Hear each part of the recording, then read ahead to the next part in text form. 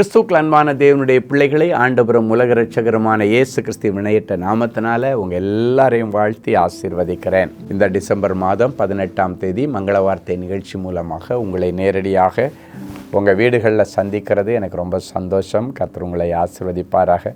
Christmas பண்டிகை காலங்களெல்லாம் எப்படி போயிட்டுருக்கு? பர்ச்சேஸ் எல்லாம் முடிஞ்சிருச்சா? முறுக்கு செய்ய ஆரம்பிச்சிட்டிங்களா? அதிரசம் செய்ய ஆரம்பித்தாச்சா? அக்கம் பக்கத்தில் இருக்கிறவங்களுக்கெல்லாம் நிறைய ஸ்வீட்டெல்லாம் கொடுக்கணும், தேவனுடைய அன்பை பரிமாறணும். ஸோ அதனால் எல்லாம் ஆயத்தப்படுங்க. கர்த்தர் பத்திரமா பாதுகாப்பாக சந்தோஷமாக உங்கள் குடும்பங்களிலே அந்த பண்டிகை காலங்களை கர்த்தர் நிறைவேற்றுவாராக. உங்கள் வீட்டில் யார் யாருக்கு திருமண நாள், யார் யாருக்கு பிறந்த நாள், அழகான மங்கள வார்த்தையோடு தேவனின் அன்பு ஊழியங்கள் உங்களை வாழ்த்த காத்திருக்கிறது. உங்கள் யாவருக்கும் பிறந்த நாள் மற்றும் திருமண நாள் நல்வாழ்த்துக்களை நான் தெரிவித்துக் கொள்கிறேன். ஒரு நல்ல மங்கள வார்த்தையை கொடுத்து ஆண்டவர் இன்னைக்கு ஆசீர்வதிக்கிறாரு. உன் இருதயம் அதிசயப்பட்டு பூரிக்கும். ஏசாயா 60:5 இந்த வார்த்தையை ஆண்டவர் இப்பொழுது உங்களுக்கு ஆக்டிவேட் பண்ணி இந்த வருஷம் முழுவதும் உங்களுக்கு அற்புதம் செய்வார். சரியா? சரி, இன்றைக்கி நமக்கு என்ன மங்கள வார்த்தை ஆண்டவர் வச்சிருக்கிறாரு? நீதிமொழிகள் 19:17 ஏழைக்கு இறங்குகிறவன் கர்த்தருக்கு கடன் கொடுக்கிறான், அவன் கொடுத்ததை அவர் திருப்பி கொடுப்பார். இந்த பண்டிகை காலங்கள் இயேசு கிறிஸ்துவை பரலோகத்தின் பிதாவாகிய தேவன் நமக்கு கொடுத்தார். நாம் இயேசு கிறிஸ்துவை அடுத்தவர்களுக்கு கொடுக்கணும். எப்படி கொடுக்கறது? இயேசு கிறிஸ்துவ அடுத்தவங்களுக்கு எப்படி கொடுக்கறது? இந்த கிறிஸ்து பிறப்பு பண்டிகையின் காலங்களிலே ஏழை எளிய பிள்ளைகளுக்கு நீங்கள் உதவி செய்கிறது நிமித்தம் இயேசுவை அவர்களுக்கு கொடுக்கலாம். வேதம் சொல்லுகிறது, இந்த ஏழை எளியவரில் யாருக்கு எதை செய்தாலும் அதை எனக்கே செய்தீர்கள். அப்படின்னா அவங்களுக்கு ஒரு நல்லது செய்யும் பொழுது, அவர்களுக்கு ஒரு ஆகாரம் கொடுக்கும் பொழுது, இல்லைன்னா அவங்களுக்கு ஒரு ஃபீஸ் கட்டும் பொழுது, இல்லைங்கன்னா அவங்களுக்கு ஒரு ட்ரெஸ் எடுத்து கொடுக்கும் பொழுது, அதன் நிமித்தம் நீங்கள் ஆண்டவருக்கு அதை செய்கிறீங்களாம். ஏழை எளியவரில் யாருக்கு எதை செய்தாலும் எனக்கே செய்தீர்கள். அப்போ இன்றைக்கி ஆண்டவர் சொல்கிறாரு, ஏழைக்கு இறங்குகிறவன் கர்த்தருக்கு கடன் கொடுக்கிறான். அப்படின்னா இந்த பண்டிகை காலங்கள் எப்போ மாதிரி வழக்கமாக நீங்கள் தண்ணி அடிச்சிட்டு ஊரை சுற்றிட்டு அங்கே போய் இங்கே போய் செலிப்ரேஷன் என்கிற மோடில் இயேசுநாதரை வேதனைப்படுத்தாமல் அர்த்தமுள்ள ஒரு கிறிஸ்மஸை இந்த வருஷம் கொண்டாடலாமல். 18ஆம் தேதி இன்னைக்கு 11ஆம் தேதி நாங்கள் தொழுநோயாளிகளுடைய ஒரு குடியிருப்பு செங்கல்பட்டில் இருக்குது, அங்கே போனோம். அதுக்கப்புறம் இருளர்கள் குடியிருப்பு அப்படின்னா சின்ன சமுதாயத்தால் ஒதுக்கப்பட்டு மலை அடிவாரங்களில் குடிசை வீடு, கரண்டு கூட இல்லாத இடங்கள், தண்ணி இல்லாத இடம், அப்படிப்பட்ட இடங்களில் போயிட்டு நிறைய பிள்ளைகளுக்கு இந்த வசனத்தின்படி ஏழைக்கு இறங்குகிறவன் கர்த்தருக்கு கடன் கொடுக்குறாங்க. வசனத்தின்படி அநேகருக்கு இயேசு கிறிஸ்துடைய அன்பை சொன்னோம். இயேசு கிறிஸ்துடைய அன்பை அவர்களோடு பரிமாறிக்கொண்டோம். அவர்களுக்கு ஆகாரம், துணிமணி, அவர்களுக்கு பெட்ஷீட்டு, கூரை எல்லாம் ஒழுகிற கூரைகளுக்கு மேலே போடுறதுக்கு நல்ல பெரிய தார்பாய் எல்லாத்தையும் வாங்கி கொடுத்து, அவங்களுக்கு புது ட்ரெஸ், இப்படி நிறைய கொடுத்து அந்த பிள்ளைகளை ஆசீர்வதிக்க கர்த்தர் நம்முடைய தேவனின் அன்பு ஊழியங்களுக்கு உதவி செய்தார். அந்த பிள்ளைகளுடைய சிரிப்பில் நான் ஆண்டவரை என்னால் பார்க்க முடிஞ்சது. நாங்கள் ஒரு குழுவாக போய் இந்த காரியங்களை செய்தோம். நீங்களும் இப்போ 18ஆம் தேதி ஆயிடுச்சு, இன்னும் 7 நாள் தான் இருக்குது. எப்போ வேணாலும் நற்கிரியைகளை செய்யலாம். என்னாலும் இந்த பண்டிகை காலங்களில் நீங்கள் அதிகமாக இயேசுவை பிரதான வகைய தேவன் நமக்கு கொடுத்தார். நம்ம இந்த இயேசுவை அநேகருக்கு கொடுக்கணும். இயேசுடைய அன்பை கொடுக்கணும். இயேசுடைய பிள்ளைகள் எப்போவுமே அடுத்தவர்களுக்கு உதவி செய்கிறவர்கள் என்கிற அந்த நற்கிரியைகள் செய்கிற என்கிற ஒரு பெரிய மாண்பை அவர்களுக்கு கொடுக்கணும்.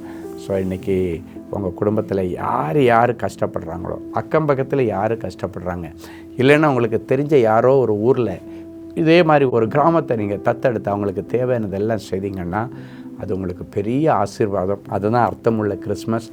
இதனுடைய அறுவடையை நீங்கள் புதிய வருஷத்தில் என்றாகும் பொழுது நீங்கள் பார்க்க முடியும்.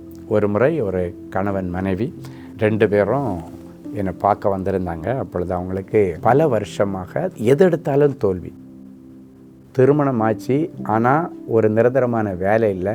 எம்ஏ பிஎட் முடித்தோம், வேலை கிடைக்காததுனால நைட்டு வாட்ச்மேன் வேலைக்கு போயிட்டு இருந்தார். அதே போல் அவருடைய மனைவி வீட்டுக்குள்ளால் உட்காந்து தையல் தைக்கிறாங்க.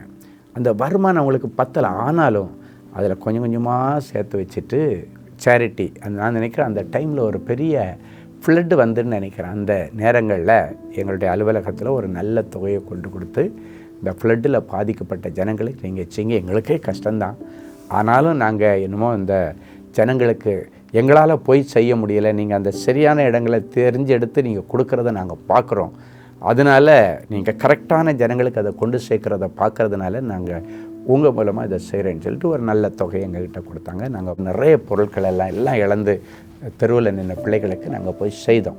அவங்க அதுக்கான ஸ்பான்சர் யாருன்னா அந்த குடும்பம் தான். அவங்க நிறைய வச்சுட்டு செய்யலை. அதுதான் எனக்கு ரொம்ப ஆச்சரியம். அவர் சொல்கிறாரு, நான் எம்ஏ பிஎட் முடிச்சிருக்கேன், நான் வேலை கிடைக்கல, ஸ்கூலில் எல்லாம் போயாச்சுன்னா எனக்கு 15,000 தரட்டுமா 13,000 தரட்டுமான்னு கேட்குறாங்க. ஆனால் இங்கே நான் டே நைட் வேலை செய்கிறதுனால எனக்கு 28,000 ரூபா சம்பளம் கிடைக்குது அப்படின்னு சொல்லிட்டு அவர் சொன்ன ஒரு செக்யூரிட்டி ஜாபில் அவர் இருக்கார். ஸோ அப்படிப்பட்ட ஒரு நிலைமையில் அவருடைய மனைவி வீட்டில் உட்காந்து தையல் தைக்கிறாங்க. அதிலிருந்து ஒரு பெரிய தொகை எடுத்துகிட்டு வந்து கொடுத்தாங்க. என்னுடைய இதயத்தில் ரொம்ப சந்தோஷம். எல்லாருக்கும் நாங்கள் போயிட்டு அந்த மழை வெள்ளத்தில் பாதிக்கப்பட்டு வீடுகளை இழந்து உடைமைகளை இழந்து இருந்த துணிமணி எல்லாம் தண்ணியோடு அடிச்சிட்டு போனவங்களுக்கு நிறைய துணிமணிகள் எல்லாம் கொண்டு போய் அவங்களுக்கு நிறைய ஆகாரங்களை கொடுத்து நாங்கள் அவங்களுக்கு உதவி செய்தோம். என்ன நடந்துச்சு தெரியுமா? அடுத்து இது நடந்து ஒரு 20 நாள் கூட இல்லை, திடீர்னு ஒரு நாள் அந்த சகோதரர் ஃபோன் பண்ணி சொன்னார், அவருக்கு ஒரு அரசாங்கத்தில் ஒரு ஜாபுக்கு ஒரு இன்டர்வியூ வந்துச்சு. அந்த இன்டர்வியூவில் போய் சேர்ந்து அதில் சக்ஸஸ் பண்ணி இன்றைக்கி அரசாங்கத்தில் ஒரு நல்ல ஜாபில் சேர்ந்துட்டார். அவருடைய மனைவி தையல் தைச்சிட்டு இருந்தவங்களுக்கு ஒருத்தர் வந்து அவர் ஒரு தொண்டு நிறுவனத்திலிருந்து ஒரு 10 மிஷினை வாங்கி கொடுத்து 10 மிஷினை வச்சு நீங்கள் தைச்சி அந்த எக்ஸ்போர்ட் கம்பெனிங்களுக்கு வீட்டில் இருந்துகிட்டே 4 பேரை வச்சு தைச்சி நீங்கள் கொடுங்கன்னு சொல்லி ஒரு சின்ன கைத்தொழிலுக்கு யாரோ ஒருத்தர் நினையாத இடத்துலேருந்து கொண்டு வந்து கொஞ்சம் மிஷின் வாங்கி கொடுத்து அப்படி உதவி செய்தாங்க. அந்த சாட்சியை கேட்கும் பொழுது எனக்கு ரொம்ப சந்தோஷம். ஏன் தெரியுமா? ஒன்றும் இல்லாத நம்மள ஜனங்களுக்கு கொடுத்தாங்க. இருந்து கொடுக்குறது ஓகே, எல்லாமே சந்தோஷம்தான். இப்போ இல்லாதவங்களே கொடுக்கும் பொழுது இருக்கிற நீங்கள் இந்த பண்டிகை காலங்களில் அர்த்தமுள்ள கிறிஸ்மஸை கொண்டாடும்படி ஏழை எளிய ஜனங்களுக்கு தாராளமாக கொடுத்து அவருடைய சிரிப்பில் நீங்கள் ஆண்டவரை பாருங்கள். கர்த்தர் அற்புதம் செய்வார். புதிய வருஷத்துக்கு போக்கும்னால இது உங்களுக்கு புண்ணியமாக இருக்கும். சரி, ஒரு நல்ல சாட்சியை நம்ம கேட்டுட்டோம். இப்பொழுது நாம் ஜெபிக்க போகிறோம். அன்பான ஆண்டவரே, உமக்கு நன்றி. இயேசுவின் நாமத்தினாலே என் அன்பு பிள்ளைகளை ஆசீர்வதிக்கிறேன். ஆண்டவரே, இப்பொழுதும் அந்த புவனேஸ்வரி என்கிற அந்த சகோதரி குடும்பம் தன்னுடைய புருஷனோடு வந்து தையல் தைச்ச பணம், நைட்டெல்லாம் செக்யூரிட்டி வேலை பார்த்த பணத்தை வச்சு அந்த வெள்ளத்தில் பாதிக்கப்பட்ட ஜனங்களுக்கு அவ்வளோ உதவி செய்ய அந்த பணத்தை கொடுத்தாங்களே, அந்த அடுத்தவர்கள் மேல் இருந்த அன்பு, இயேசு கிறிஸ்துவை அடுத்தவர்களுக்கு கொடுத்த அந்த அன்பை நினைத்து அவர்களோடு இணைந்து என் ஆண்டவருக்கு நன்றி செலுத்துகிறேன்.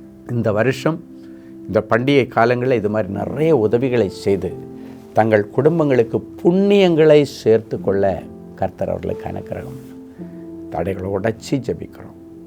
இந்த நாள் அதுதான், ஏழைகளுக்கு இறங்குகிறவன் கர்த்தருக்கு கடன் கொடுக்கிறான், கர்த்தர் அதை திருப்பி கொடுப்பார். ஆண்டவர் திருப்பி கொடுக்கும் பொழுது அதை இதை கொடுக்க மாட்டீங்க, அதை விட பல மடங்காக கர்த்தர் உதவி செய்வார். இந்த வார்த்தையின்படி என் பிள்ளைகளை மனதார ஆசீர்வதிக்கிறேன். நல்ல நற்கிரியைகள் செய்கிற ஒரு பண்டிகை காலங்களாக இந்த காலங்கள் என் பிள்ளைகளுக்கு அமையட்டும். அது இவர்களுக்கும் இவருடைய குடும்பத்திற்கும் பெரிய ஒரு ஆசீர்வாதமான ஒரு புண்ணியத்தை கொண்டு வரட்டும். இயேசுவின் மூலம் பிதாவே, ஆமென். அன்பு தேவனுடைய பிள்ளைகளே, இந்நிகழ்ச்சியின் மூலம் நீங்கள் பெற்றுக்கொண்ட ஆசீர்வாதங்களையும் உங்கள் ஜெப விண்ணப்பங்களையும் அனுப்ப வேண்டிய முகவரி: தேவனின் அன்பு ஊழியங்கள், Vinayak avenue, OMR road, Okkiyam, Thoraipakkam, Chennai 600097. மேலும் 24 மணி நேர ஜெப உதவிக்கு 044-24547-999 மற்றும் 9941150999 என்ற எண்களுக்கு தொடர்பு கொள்ளுங்கள்.